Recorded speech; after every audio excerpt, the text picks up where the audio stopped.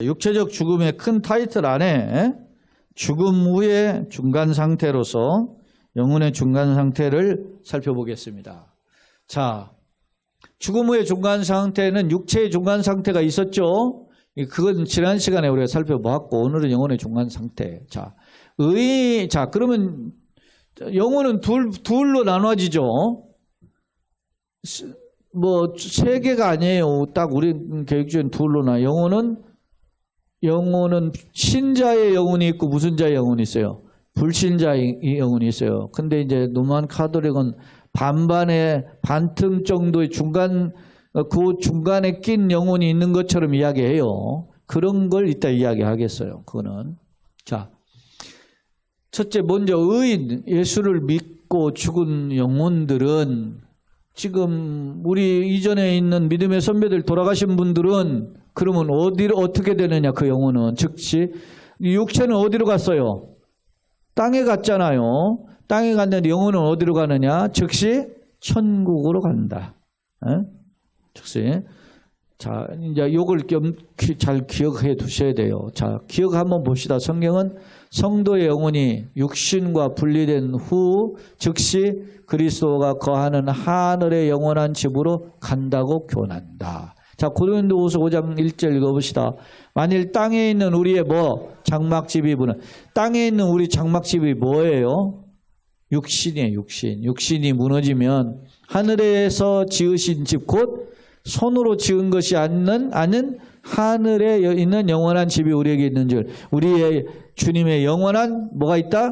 처소가 있다. 예수님도 요한복음 14장에서 내가 너희를 위하여 뭘 예배하러 간다? 처소를 예배하러 간다 그러잖아요. 그러니까 그 영원한 집이에요.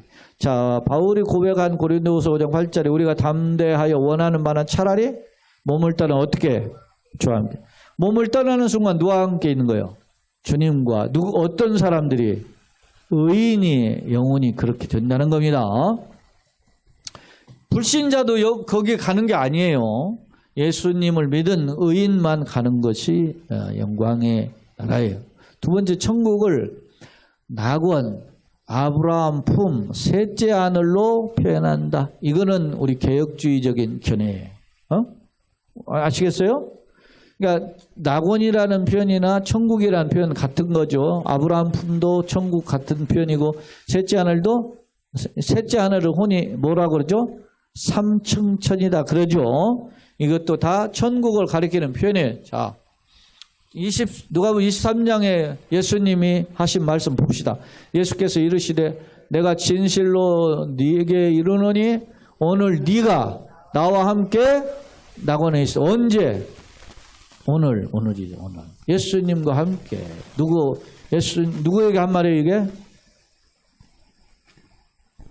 십자가 한쪽 편에 있는 강도에게 한 말이죠. 예수님이 한쪽 편의 강도는 욕했지요.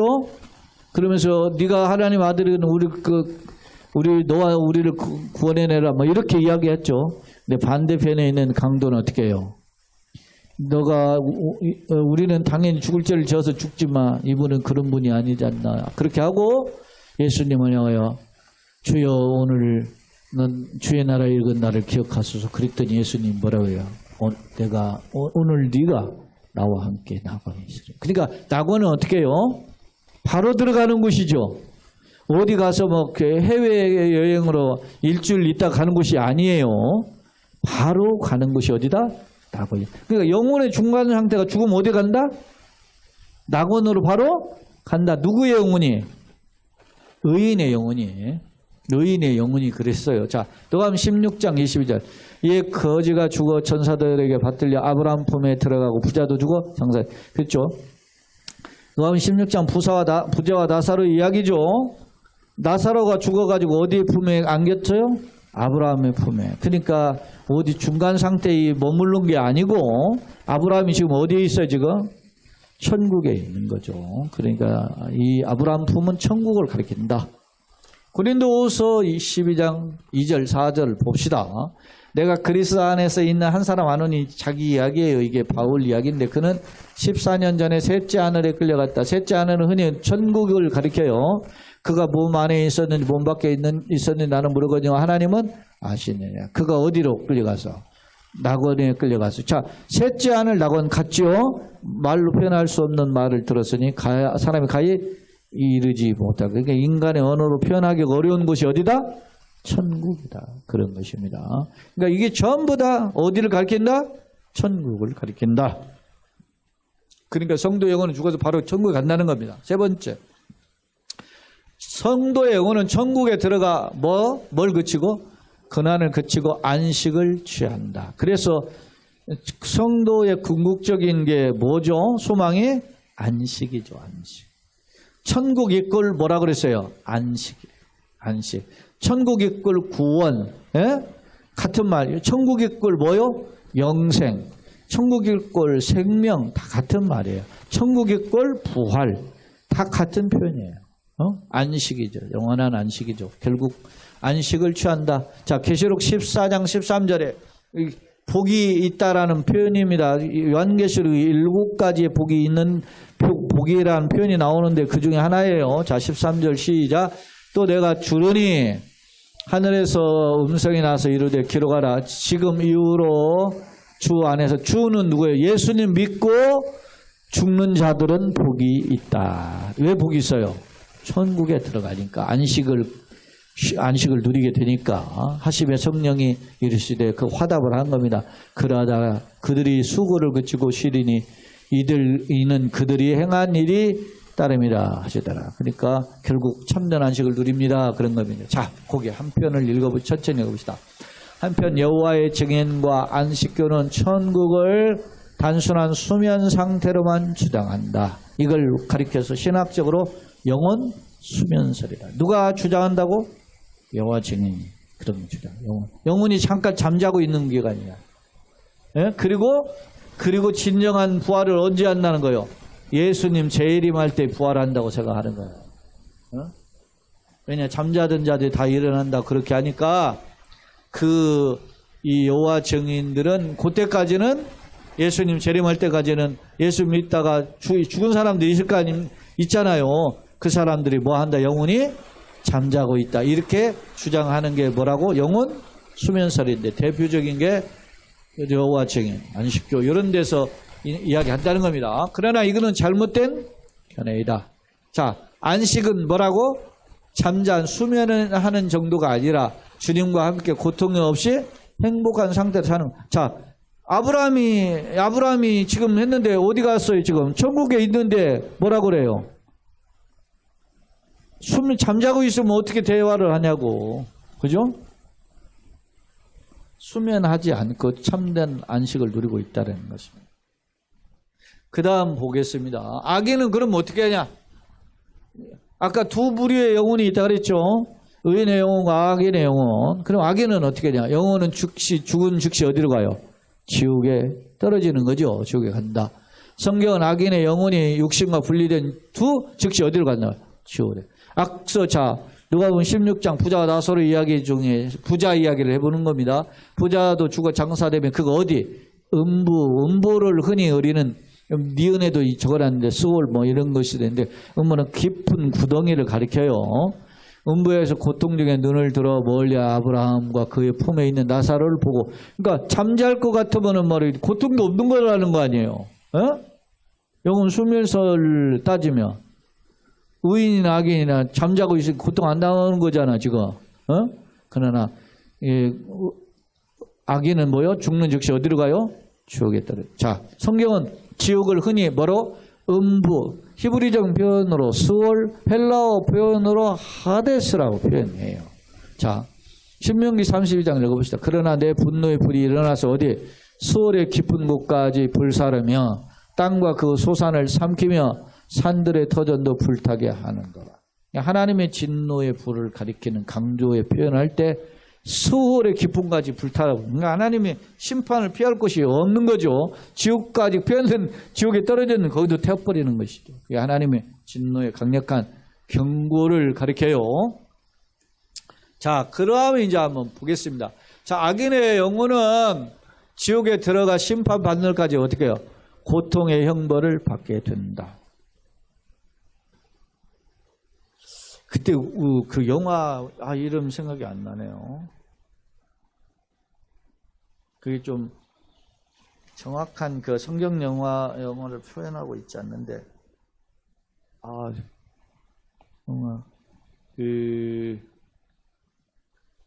남편이 죽고 아들이 죽고 남편이 죽으니까 말이죠. 이 아내가 막 자살을 하려고 하는 그거에 담는 영화인데 남편이 막 못 오게 막잖아요. 뭐 그게 근데 뇌지적인 어떤 요소가 담겨져 있는데 못 오게 하죠. 그런데 남편이 이미 죽어가지고 아들 찾으러 지옥을 갔더니 거기 지옥에 자기 아버지도 있잖아요. 고통에서 막 목만 나와가지고 있는 그런 장면들을 쭉 하는 그 영화로 되어 있는 게 나오는데, 그게 그 유명한 영화 배우 그가 나와서 한 역할을 하는 건데, 제가 영화 장면만 생각나지 이름이 생각이 안 나니까. 근데 악인의 영혼은 지옥에 들어가 심판받는 것까지 뭐한다? 고통의 형벌을 받는다. 그 영화의 내용에 그런 내용이 보여요. 자, 마태복음 13장에 보면 인자가 천사들을 보내리니 그들이 그 나라에서 모든 넘어지게 하는 것과 또 불법을 행하는 자들을 거두어내어 어디? 풀무불에 던져 넣으리니 거기서 울며 이를 갈게 되리라. 이 풀무불은 용광로 불이에요. 제가 그 용접하는 거 여러분 보셨어요?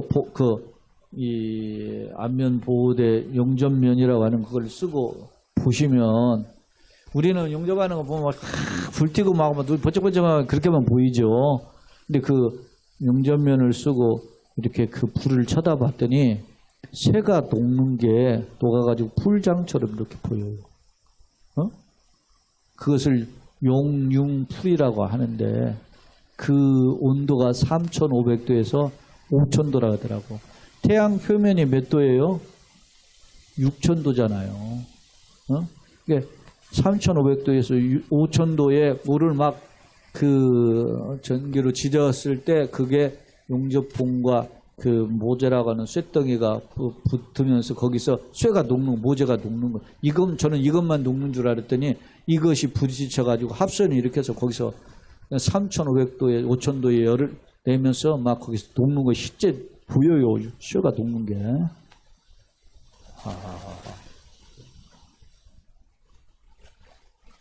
그게 지옥불이라고 생각해 보세요. 제가 바지 하나 버리려고 한 바지 있지만 그 바지 그거 한번 지지는 거 보다가 바지에 떡 떨어졌는데 앞치마를 이렇게 착 해서 가렸는데도 바지 그 신발에 있는 쪽에 바지에 있는데 떨어졌는데 빵 손가락이 더 빵 무시무시한 거죠. 지옥불이 생각을 해보세요. 그렇다고 거기에. 네? 자, 그런 지옥과 같은 걸 한번 생각해 보면 풀무불이라고 나오잖아요.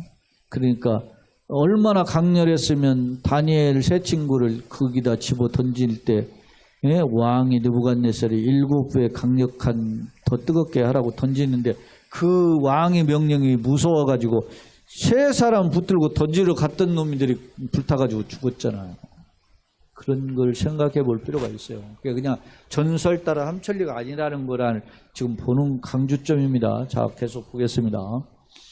풀무불에 던져놓으니 거기서 슬피 울며 이를 갈게 되리라. 요한복음 3장 36절 시작. 아들을 믿는 자에 뭐가 있어요? 영생이 있고 아들에게 순종하지 않는 자 불신자죠. 영생을 보지 못하고 하나님의 진노가 그 위에 머물러 있다. 그렇습니다. 자, 악인이 지옥에서 받는 형벌은 뭐라고? 영원하다.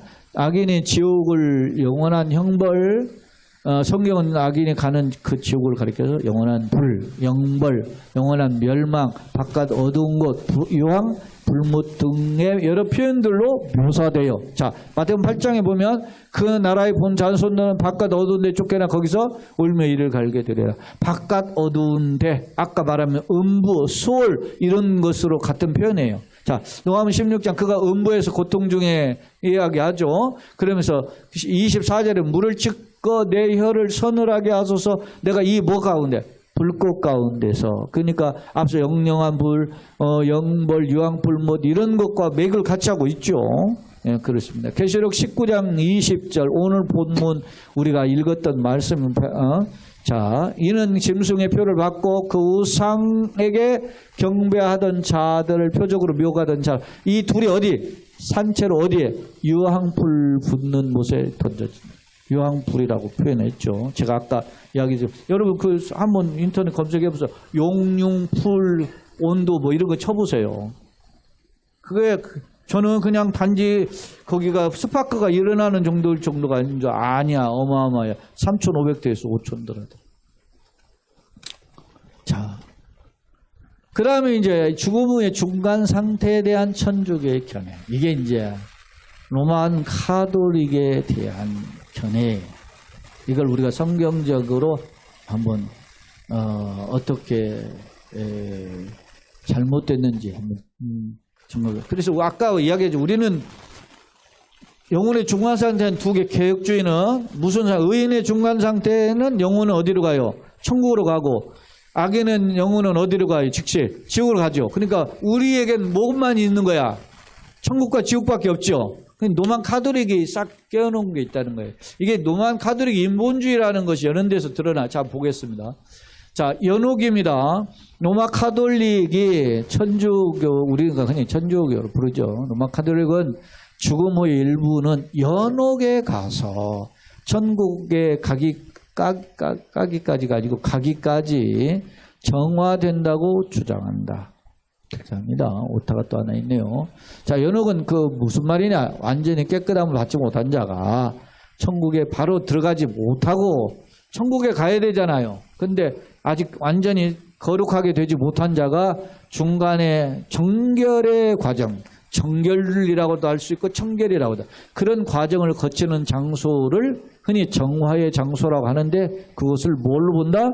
연옥이라고 주장해, 이 사람들이. 자, 연옥에 있는 자는 하나님의 영광을 보면서도 영광에 참여하지 못하는 안타까움을 겪는다. 아직 천국은 아니니까. 그렇게. 이러한 설을 반영한 게 누구냐면 단테의 신곡이에요. 단테 보면 거기에 그 단테의 일종의 뭐 서사시면 소설이잖아요. 거기에 보면 그런 표현을 해요. 그래서 뭐 예를 들어서 그 연옥의 단계도 이렇게 쭉 그 천상의 단계도 막 레벨을 나누는데 이건 로만 카톨릭의 사상을 배경으로 쓴 것이기 때문에 그래요. 또한 영세는, 자, 타락을 영세를 받은 후, 이게 천주교에서 하는 이야기예요. 영세를 받고 타락하는 자는 겪는 과정으로 해석한다. 그러니까, 세례를 받았는, 영세는 우리로 말하면 세례예요. 세례를 받았는데, 세례 받고서는 뭐 제대로 안 살았다는 말이지. 그런 사람들이 가는 곳이 어디다? 연옥이다, 이렇게 보는 거예요. 또 어떤 사람이 가는 거예요? 예를 들어서 예수는 안 믿었는데 선하게 살았던 사람, 착하게 살았던 사람들, 그런 거죠. 뭐 예를 들어 소크라테스 뭐 이런 사람들 그럼 어디 쭉 가겠냐? 연옥 가지 않았겠냐? 뭐 이순신 아마 그러지 않았겠냐? 뭐 이런 식으로 생각하는 곳이 어디냐면 연옥의 개념이에요. 응? 그래서 우리가 연옥에 있는 자들은 어떻게 해요? 그들을 위해서 기도해주고 그들을 위해서 선을 행하면 그 연옥에 있는 자들이 어디로 올라간다는 거예요? 천국을 한다. 그런 게 없으면 똑 떨어진다는 거지. 그렇게 주장하는 게 천주교의 개념이에요. 자, 여기 보세요. 자, 영세를 받은 후 타락한 자가 겪는 과정으로 해석하며 교황은 연옥에 대한 관할권, 사면권을 가지고 있어가지고 신자가 선행을 하고 기도를 하고 그러면 어떻게 해요? 그 사면을 해줘서 어디로 올라간다는 거예요? 정화돼서 천국으로 올라간다. 이렇게 주장하는 것을 뭐라고 한다? 연옥으로 본다는 겁니다.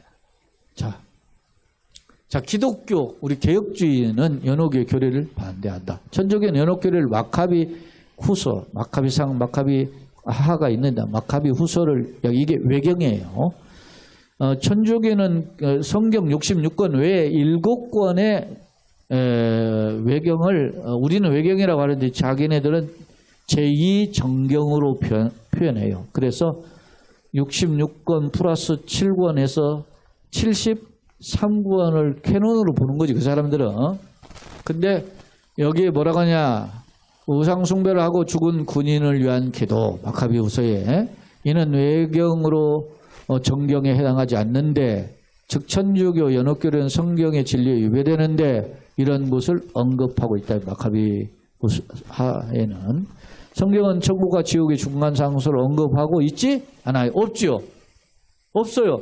그런데 그러면 앞서 이 사람들이 천주교에서는 그러면 중간 상태의 성경의 근거를 찾는데 그걸 어디로 찾아요? 앞서 낙원을 찾는 거예요. 봐라. 십자가에 매달릴 때 같이 죽었던 이 사람이 어디 갔겠냐? 천국 안 가고 낙원 가. 그 관계가 오늘 내가 나와 함께 낙원에 있다 그랬지. 그것은 천국과 지옥의 중간이 낙원이야. 이렇게 해석을 해요.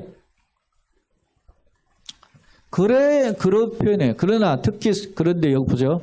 우리 개혁주의는 성경은 구원은 하나님 뭐라고? 선물이라고 기록하는데 연옥 교리는 인간의 뭐로? 앞서 있잖아요. 선행과 기도로 올라갈 수 있다 그랬잖아요. 그런 걸로 가르치기 때문에 우리 교리와 맞지 않다. 에베소서 2장 8절 너희는 그 은혜를 인하여 믿음으로 하는 구원을 받았나니 이것이 네가 아무리 믿음이 있어서 구원 받는 것이 네 노력인 것 같지만 그것 자체도 하나님 뭐라고? 선물이라 이렇게 이야기하고 있어요. 자, 그 다음에 이제 림보라고 하는 개념이 있는데 이 림보가 크게 두 가지예요. 하나는 선조 림보가 있고 유아 림보가 있어요. 림보가 뭐냐?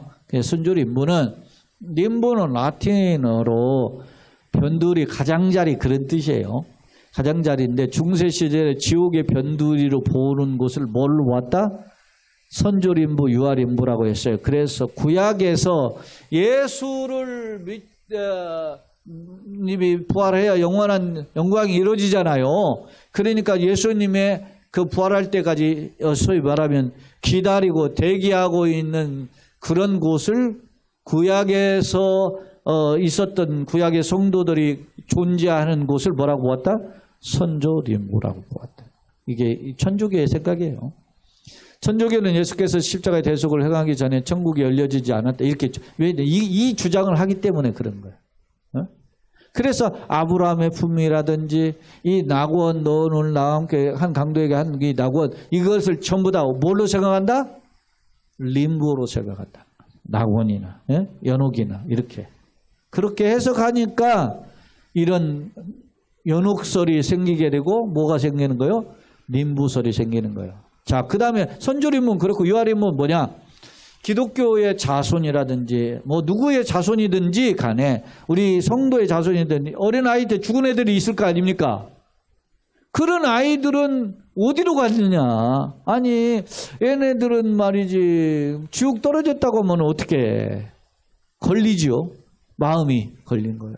그래도 어떻게 지옥 떨어졌다고 할 수 이렇게 예쁜 애가 죽었는데 어떻게 지옥 떨어져 말을 할 수가 없어. 그래서 지옥 유아 세례를 받지 않고 죽은 아이들의 영혼은 그래서 가톨릭은 유아 세례를 그렇게 중요시 여기는 거예요. 그래서 유아 세례 받지 않고 죽으면 어디로 가니까 림보에 가니까 그래서 유아 세례를 받으라고 하는 영세를 강조하는 거예요. 그래서 왜 세례 자체가 구원의 효력이 있기 때문에 그 사람들은 그렇게 이야기하기 때문에 우리는 구원의 효력은 어떻게 해요? 세례가 구원의 효력이 있는 게 아니라 뭐가 있어요? 믿음이 구원의 효력을 일으키는 거죠.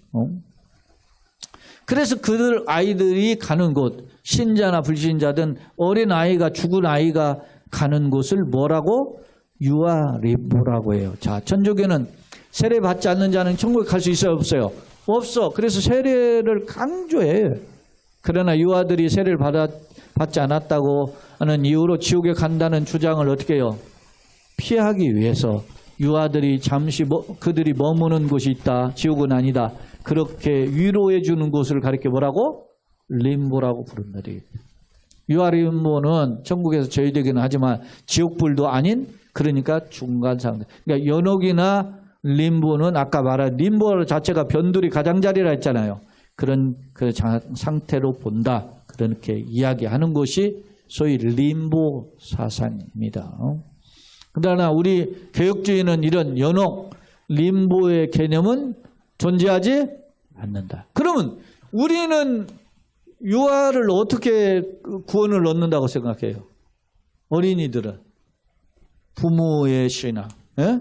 그래서 우리가 유아 세례의 근거가 뭡니까? 아버지든 어머니든 한쪽 부모가 믿으면 그의 신앙의 근거에서 어떻게 해요? 언약의 자손으로 보고 자녀에게 뭘 줘요? 세례를 주는 거지. 그래서 언약신학이라고 하는 거예요, 이게. 그러니까 우리 아이들에게 부모의 신앙의 유산이라는 거죠. 우리가 아까 앞서도 제가 시편 127편을 이야기했죠. 아까 성경 구절만 이야기했지 뭐 어디 이야기 안 했는데 시편 127편은 솔로몬의 시편에 있는 두 편의 시 중에 하나예요. 자식은 여호와의 주신 기업을 그 태에 열면은 하늘의 상급이로다. 그렇게 표현하죠. 하나님이 주신. 뭐에 근거한 거예요? 이게 언약에 근거한 거죠. 우리 그래서 우리 개혁주의 신학에서 하나님의 구원의 근거를 어디서 찾아요? 언약. 그래서 그 언약을 근거해서 찾는 신학을 소위 카버넌트 테올로기라 그래서 언약 신학이라고 하는 거예요. 자, 오늘은 여기까지 살펴보겠습니다.